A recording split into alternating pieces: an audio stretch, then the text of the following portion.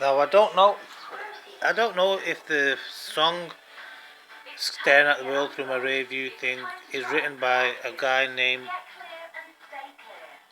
something that looks or sounds like that. But this is where they put me in a mental hospital after they've drugged me up. They drug me up, give me medication that makes you suicidal, and then they put you in a mental hospital saying you're suicidal.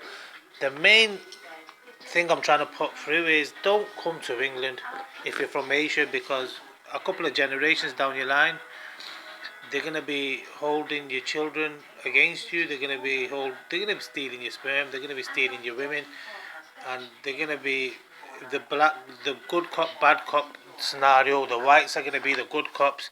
The blacks are gonna be the bad cops, and then the blacks will be the good cops, and the whites will be the bad cops. Either way, it will be the Asians that are getting fucked over, and that's what Britain does to you, you know. So it's the blacks and the whites in it. They're in it together, but because Asian people only marry Asian people, no one wants to marry black women. No one wants to marry white women.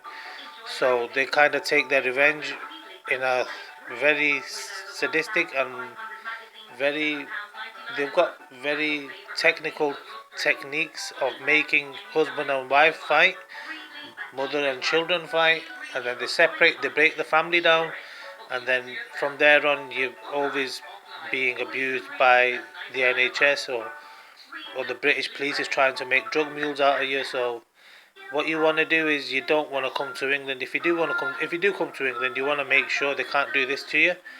You want to stick together as a community. But even if you do that, then they get all the black children to beat the Pakistani boys up or the Indian boys up, and then they get the black guys to go with your women, and that's what happens to you when you come to England.